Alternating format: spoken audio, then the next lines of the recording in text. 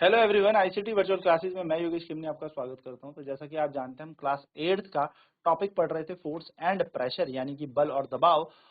तो कल हमने जाना था कि बल क्या होता है। तो बल होता है किसी वस्तु को जब आपको क्या करना है, चलाना है, रोकना है, या फिर हम कह सकते हैं उसकी डायरेक्शन, दिशा परिवर्तन करनी है, तो हमें क्या करना पड़ता है, बल लगाना पड़ता है ना। तो बात करते हैं forces are due to an interaction. जो बल होता है वो किस कारण लगता है, तो बल जो लगता है किसी इंटरेक्शन के कारण लगता है। Suppose a man is standing behind a stationary car. देखो जैसे कि एक आदमी खड़ा है एक रुकी हुई गाड़ी के पीछे खड़ा है ना। Will the car move due to his presence. तो अगर इसके आने से क्या ये गाड़ी मूव करने लगेगी, तो आपका जवाब होगा नहीं। अगर यहाँ पर कोई गाड़ी से पीछे कुछ दूरी पे खड़ा है तो वो कार नहीं चलेगी। क्यों? क्योंकि इसको क्या करना पड़ेगा, इस कार को धक्का देना पड़ेगा, फोर्स लगाना पड़ेगा, पुश करना पड़ेगा।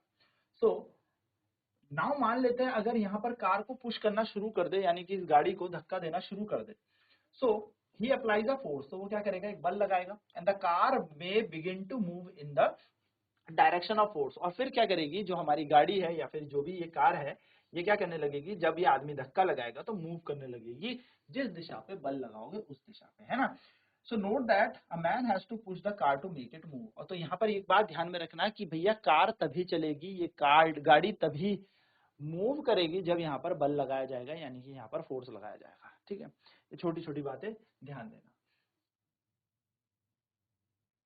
नेक्स्ट देखिए, नेक्स्ट फिगर हमारे पास एक और है। यहाँ पर देखो तीन सिचुएशन हमारे पास है। ठीक, can you decide who is pulling and who is pushing. यहाँ पर आप देखिए, यहाँ पर हमारे पास कौन खींच रहा है और कौन धकेल रहा है। कुछ पता लग रहा है कि कौन एक दूसरे को खींच रहा है और कौन धकेल रहा है। Both the girls appear to push each other. यहाँ पर ऐसा लग रहा है दोनों एक दूसरे को खींच रही हैं। और यहाँ पर ऐसा भी लग रहा है कि यहाँ पे जो पेयर ऑफ गर्ल है ये एक दूसरे को पुल करने की भी कोशिश कर रही है ना। सेम टू सेम दूसरी कंडीशन हमारे पास यहाँ पे कि यहाँ पे ये आदमी जो है ये गाय को क्या कर रहा है, खींच रहा है। Similarly the cow and the man appears to pull each other. तो यहाँ पे ऐसा लग रहा है कि ये आदमी गाय को खींच रहा है और ये गाय जो है आदमी को खींच रही है। The girl in the two situation shown here are applying force on each other. यहाँ पर भी हमें देखो, यहाँ पर ऐसा लग रहा है कि दोनों की दोनों जो गर्ल हैं एक दूसरे पर क्या कर रही हैं, फोर्स लगा रही हैं, पुश और पुल कर रही हैं। यानी कि हम यहाँ पे कह सकते हैं इन एग्जाम्पल से कि एटलीस्ट दो वस्तुएं होनी चाहिए तब जाके ही बल लगेगा, यानी कि इंटरेक्शन होना चाहिए दो वस्तुओं के बीच। अगर दो वस्तु हैं और दोनों वस्तु आपस में इंटरेक्ट कर रही हैं, समहाउ एक दूसरे से जुड़ी हुई हैं, एक दूसरे पर क्या कर रही हैं, इंटरेक्शन कर रही हैं, तभी यहाँ पर बल लगेगा। यानी कि does an interaction of an object with another object result in a force between the two objects। तो यहाँ पर इंटरेक्शन होना बहुत जरूरी है। दो वस्तुओं के बीच जब इंटरेक्शन होगा तभी एक दूसरे पर बल लगाएंगी और हम कहेंगे यहाँ पर बल लगा है। यानी कि दो वस्तुएं एक दूसरे पर क्या करेंगी, बल लगाती हैं तभी जब इंटरेक्शन होता है। छोटी सी बात है, ध्यान में रखने वाली बात है। चलिए तो जल्दी से इसे नोट कर लें, फिर बढ़ते हैं आगे की तरफ।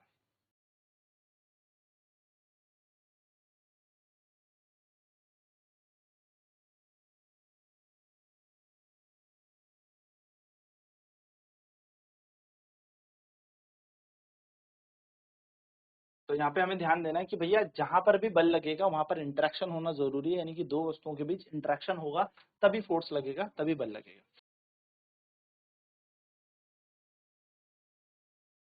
Exploring force. अब थोड़ा फोर्सेस के बारे में थोड़ा सा चर्चा कर लेते हैं। तो let us try to learn more forces.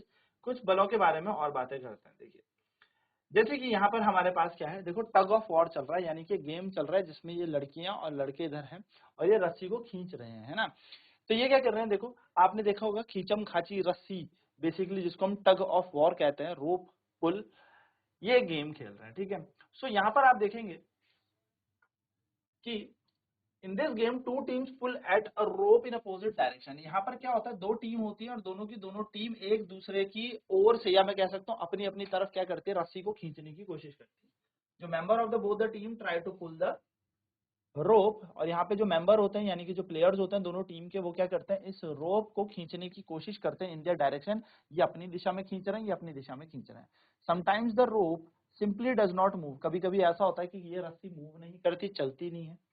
It is not similar to the situation shown in figure 8.3। जो हमने पीछे अभी सिचुएशन देखी थी उस जैसा ये नहीं है। यहाँ पर हो क्या रहा है, दोनों खींच रहे हैं लेकिन ये रोप मूव नहीं कर रही, रस्सी मूव नहीं कर रही।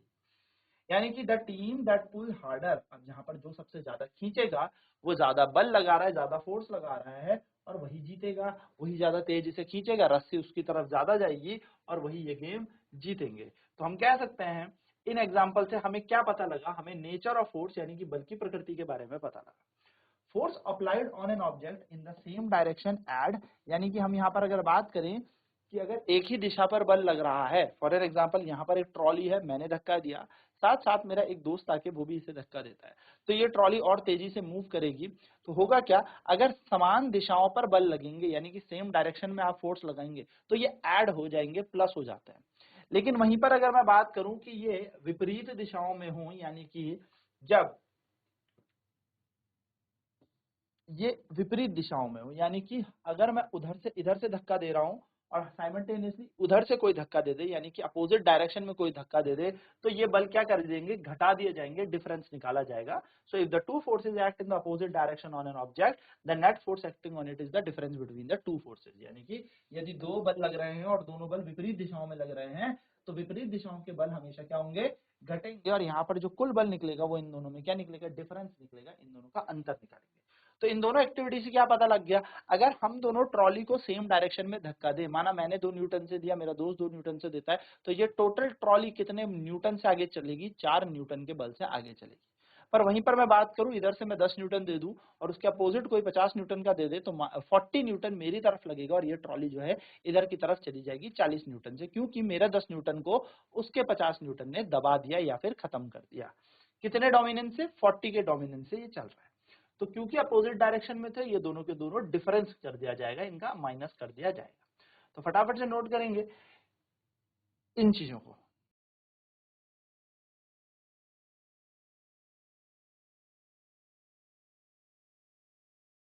तो बेसिकली अगर यहाँ पे हम बल देखेंगे तो बल की अगर दिशा समान होती है तो दोनों बल जोड़ दिए जाएंगे, और बल की दिशा अगर विपरीत होंगी तो बल को घटा दिया जाएगा। ठीक है, सो हम यहाँ पर देखते हैं ध्यान से, एक टग ऑफ वॉर यहाँ पर गेम हमें पता है कि जब दो टीम खींचेंगी इक्वली और हार्ड, यानी कि अब एक दूसरे की तरफ क्या करेंगी, बराबर तरीके से बहुत हार्डली रोप को खींचेंगे, the rope does not move in any direction. तो दोनों के दोनों खींच भी रहे हैं, बहुत तेजी से खींच रहे हैं, लेकिन बहुत ज्यादा हार्ड खींच रहे हैं, यानी कि दोनों के दोनों बहुत ज्यादा बल यहाँ पर लगा रहे हैं। तो बल यहाँ पर लगा रहे हैं, हार्ड यहाँ पर लगा रहे हैं, काफी फोर्स यहाँ पर लगा रहे हैं, लेकिन ये रस्सी मूव नहीं कर रही क्योंकि ये इक्वल फोर्स एक दूसरे पे अप्लाई कर रहे हैं। So we learn that force could be larger और स्मॉलर देन द अदर। तो हम यहाँ पे ये कह सकते हैं जो बल है वो बड़ा भी हो सकता है, छोटा भी हो सकता है दूसरे बल से, और इक्वल टू ईच अदर, और वो क्या हो सकता है, इक्वल हो सकता है, बराबर हो सकता है। The strength of force is usually express bye its magnitude. और यहाँ पे जो बल का परिमाण हम देखेंगे वो उसके परिमाण से देखेंगे कि मैग्नीट्यूड किसका ज्यादा है, जिसका ज्यादा मैग्नीट्यूड होगा वो बल उतना ज्यादा स्ट्रांग होगा, उतना ज्यादा कह सकते हैं हम उतना प्रबल बल होगा। We have also to specify the direction in which the force act, और हमें यहाँ पर क्या करना पड़ेगा, डायरेक्शन भी बतानी पड़ेगी, दिशा भी बतानी पड़ेगी कि किस दिशा पे बल लगा। फॉर एन एग्जाम्पल मैंने यहाँ पर क्या किया, बल लगाया, इसको हम प्रेस करते हैं, तो अगर मैं इधर वाला बल ज्यादा लगा दूं तो मेरा हाथ इधर मूव करेगा, और इधर वाला बल ज्यादा लगे तो मेरा हाथ इधर। लेकिन अगर मैं दोनों तरफ से बराबर बल लगाऊं तो ये मूव कहीं नहीं करेगा, पर एक पॉइंट ऐसा आएगा कि हमें बताना पड़ेगा कि दिशा किधर होगी। तो जिधर बल की दिशा होगी ये बॉडी उधर मूव करेगी, या इस बल की दिशा इधर की तरफ है, इस वाले बल की दिशा इधर की तरफ है। तो यहाँ से हमें एक चीज क्लियर हो जाएगी कि डायरेक्शन इज ऑल्सो इम्पोर्टेंट। तो इसलिए हमें पता लगेगा कि भैया डायरेक्शन भी होती है बल के साथ और परिमाण भी होता है बल में, यानी कि बल यानी कि फोर्स में हम डायरेक्शन भी देखते हैं और उसका मैग्नीट्यूड परिमाण भी देखते हैं कि 4 न्यूटन साउथ की तरफ लगा है, 4 न्यूटन नॉर्थ की तरफ लगा है, कहाँ की तरफ ये बल लगा है। ठीक है, चलिए इसे भी फटाफट नोट करते हैं।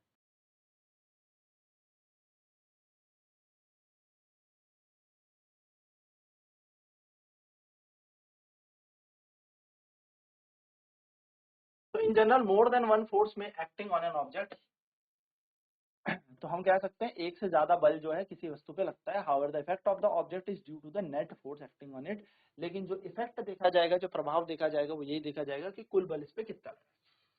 नेक्स्ट है, a force can change the state of motion. अब एक बल लगाने पर हम किसी वस्तु की क्या कर सकते हैं, मोशन यानी कि गति की अवस्था को बदल सकते हैं। देखो एग्जांपल दिया यहाँ पे, take a rubber ball and place into level surface. एक लेवल सरफेस पे क्या रख दो, एक रबड़ की बॉल को रख दो एज अ टेबल टॉप और अ कंक्रीट फ्लोर, या तो जमीन में रख लो या किसी टेबल के ऊपर रख लो ना। हल्का सा इस पे धक्का देंगे तो आप देखेंगे कि ये बॉल चलने लगेगी। ठीक है, अब इस बॉल को और धक्का देंगे तो ये अभी भी मूव करती रहेगी। अब आप क्या करो, इस बॉल को चलाओ, थोड़ा सा तेज चलेगी, और तेज चलाओ, अब फिर से धक्का दो तो और तेज चलेगी। अब आप क्या करो, नेक्स्ट आप क्या कर दो, जैसे बॉल चलती जा रही थी इसके आगे अपना हाथ रख दो। So next place your palm in front of the moving ball, remove your palm as soon as the ball moving touches it, और जैसे ही उस पर आपके हाथ पे ये बॉल लगती है आप इसको रिमूव कर दो। Does your palm apply force to the ball, आप देखिए क्या आपके पाम ने इस बॉल पे फोर्स लगाया है, अगर फोर्स लगाया है तो क्या होगा, बॉल की स्पीड बढ़ेगी या घटेगी। तो आप खुद सोचिए, यहाँ से एक बॉल आ रही थी, हल्का सा मेरे हाथ पे टच हुआ, मैंने अपना हाथ हटा दिया तो उस बॉल की स्पीड घट जाएगी, क्योंकि मेरे हाथ ने इस बॉल पे क्या लगाया है, फोर्स लगाया है। फोर्स लगाने के कारण क्या हुआ है, इसकी स्पीड कम हो गई, इसकी चाल कम हो गई। ठीक है ना, तो यही बात यहाँ पर हमें बताई गई है। चलिए तो नोट करेंगे इसे भी, फिर बढ़ते हैं आगे की तरफ।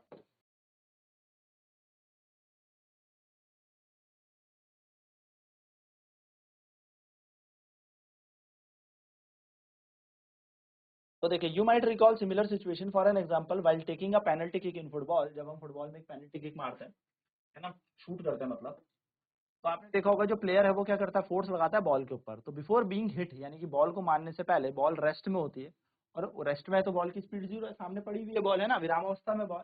जैसे ही हम यहाँ पर बल लगाएंगे, ये बॉल क्या करने लगेगी, मूव करने लगेगी गोल की तरफ, यानी कि गोल की तरफ बहुत तेजी से ये बॉल जाएगी।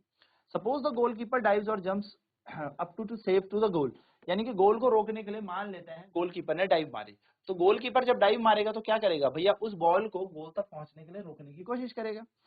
तो यहाँ पर वो गोलकीपर करेगा क्या, उस चलती हुई बॉल को रोकने के लिए एक बल लगाएगा। The force applied by him, यानी कि उसके द्वारा लगाया गया जो बल है वो स्टॉप कर सकता है या डिफ्लेक्ट कर सकता है बॉल को, या तो बॉल को रोक देगा या फिर वो बॉल को उसके रास्ते से भटका देगा, डिफ्लेक्ट कर देगा, यानी कि होल सोलली वो अपने गोल को स्कोर होने से बचा लेगा। यदि गोलकीपर सक्सेस हो जाता है और बॉल को रोक लेता है, इसका मतलब उसकी स्पीड रुक जाती है और जीरो पे हो जाती है, यानी कि चलती हुई बॉल को गोलकीपर ने क्या किया, फोर्स लगा के स्पीड उसकी जीरो कर दी। यानी कि हम कह सकते हैं बल लगाकर हम किसी वस्तु की चाल को जीरो यानी कि स्टॉप भी कर सकते हैं, रोक भी सकते हैं। चलिए नोट करेंगे इसे भी।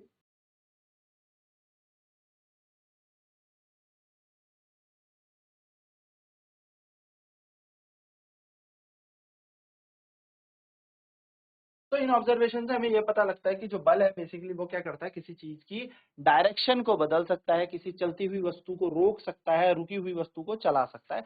ये छोटी छोटी ऑब्जर्वेशन हमने यहाँ पर देखी। नेक्स्ट क्लास में और बात करेंगे बल के प्रभाव की, फोर्स के इफेक्ट की। आज की क्लास में इतना ही। आईसीटी वर्चुअल क्लासेस में जुड़ने के लिए धन्यवाद। आपका दिन शुभ हो।